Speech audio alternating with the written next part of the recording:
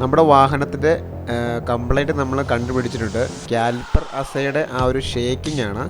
അപ്പോൾ നമ്മൾ patch work വഴി കൂടെയൊക്കെ ഒരു നോർമൽ വഴി കൂടെയൊക്കെ പോകുമ്പോൾ ഫ്രണ്ടിൽ നിന്ന് ഭയങ്കരമായിട്ടുള്ള സൗണ്ട് അനുഭവപ്പെടുന്നുണ്ടെങ്കിൽ നിങ്ങൾ ആദ്യം ഇതുപോലെ ടയർ തിരിച്ചു വെച്ചതിന് ശേഷം കാലിപ്പറിന് ഇളക്കമുണ്ടോ നോക്കുക. അങ്ങനെ ഇളക്കമുണ്ടെങ്കിൽ മാറേണ്ട സാധനമാണ് കാലിപ്പർ പിന്ന്. അപ്പം ആ കാലിപ്പർ പിന്ന് സെറ്റ് നമുക്ക് മുഴുവനായിട്ടും മാറണം. അപ്പം കൂടത്തിൽ വരുന്നത് 2 പിന്നുണ്ട്.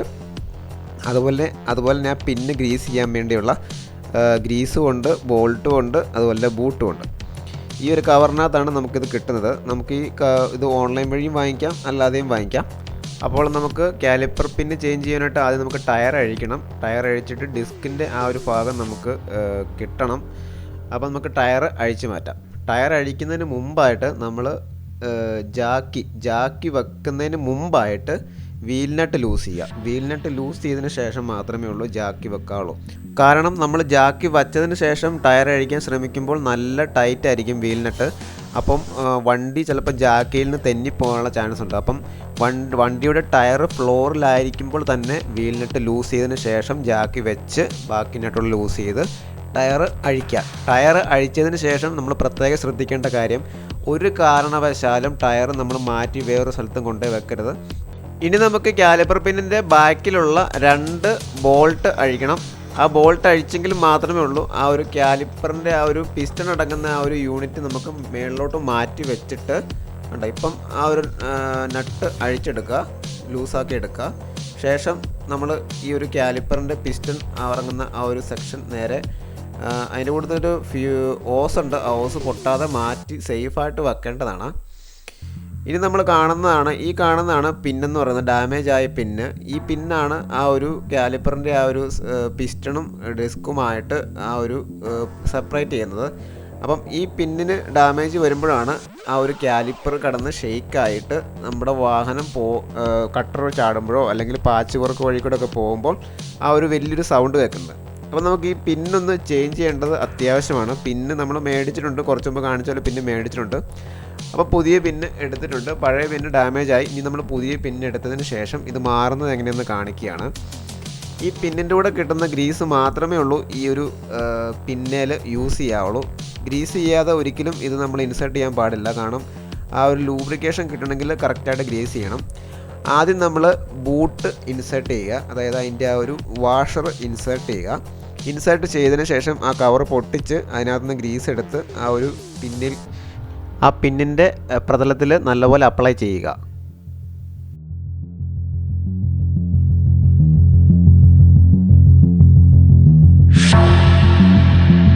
അപ്ലൈ ചെയ്തതിന് ശേഷം നമ്മൾ അതിലേക്ക് ഇൻസേർട്ട് ചെയ്യുക. ഇൻസേർട്ട് ചെയ്തതിന് ശേഷം മിച്ചം വരുന്ന ഗ്രീസ് നമ്മളൊരു വേസ്റ്റ് തുണി വെച്ച് തുടച്ചെടുക്കുക.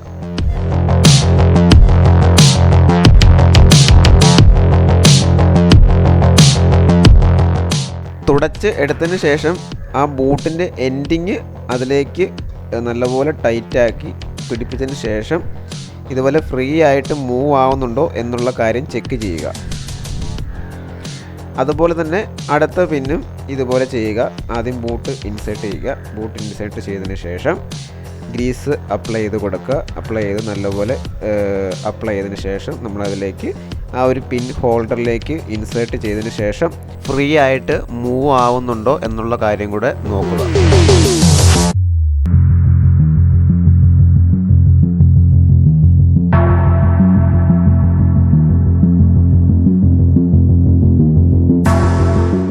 രണ്ടാമത്തെ പിന്നും നമ്മൾ ഗ്രീസ് ചെയ്തെടുത്തിട്ടുണ്ട്.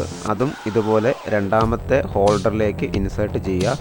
അവിടെ മിച്ചം വരുന്ന ഗ്രീസ് നമ്മളൊരു വേസ്റ്റ് തുണി ഉപയോഗിച്ച് എടുക്കുക, തുടച്ചെടുക്കുക. ശേഷം ആ ബൂട്ട് അതിലേക്ക് ലോക്ക് ചെയ്ത് ഇൻസേർട്ട് ചെയ്ത് വെക്കുക. എന്നിട്ട് നമ്മൾ ശ്രദ്ധിക്കേണ്ട പ്രധാനപ്പെട്ട കാര്യം, ഈ 2 പിന്നും ഫ്രീ ആയിട്ട് മൂവ് ആവുന്നുണ്ടോ എന്ന് നോക്കുക. മൂവ് ആവുന്നുണ്ട് എന്ന് ഉറപ്പുവരുത്തിയതിന് ശേഷം ആ ഒരു കാലിപ്പർ സെറ്റ് നേരെ ഇൻസേർട്ട് ചെയ്യാവുന്നതാണ്. നമ്മൾ എങ്ങനെയാണോ ഊരിയെടുത്തത് അതുപോലെ. ഇനി അഥവാ കയറുവാൻ അല്പം പ്രയാസമുണ്ടെങ്കിൽ ആ പിന്ന് ശകലം ഉള്ളിലേക്ക് പ്രസ് ചെയ്തതിന് ശേഷം കയറ്റി വെക്കുക. അത് കഴിഞ്ഞ് നമ്മുടെ ബോക്സിലുള്ള പുതിയ ബോൾട്ട് ഇട്ട് വേണം ഇത് ടൈറ്റ് ചെയ്യുക.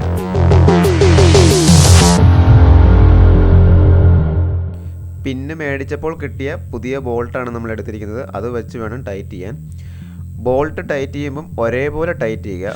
ഒരു ബോൾട്ട് നല്ലപോലെ ടൈറ്റ് ചെയ്തതിന് ശേഷം മറ്റേ ബോൾട്ട് ഒരിക്കലും ടൈറ്റ് ചെയ്യരുത്. അത് ചിലപ്പം അങ്ങോട്ടും ഇങ്ങോട്ടും കയറി ഇറങ്ങി അത് ഇരിക്കാനുള്ളൊരു സാധ്യത വരും. അപ്പം ഒരു ബോൾട്ട് എങ്ങനെ ടൈറ്റ് ചെയ്തോ അതുപോലെ തന്നെ മറ്റേ ബോൾട്ടും ആ സെയിം രീതിയിൽ സെയിം പാറ്റേണിൽ ടൈറ്റ് ചെയ്യാൻ ശ്രദ്ധിക്കുക.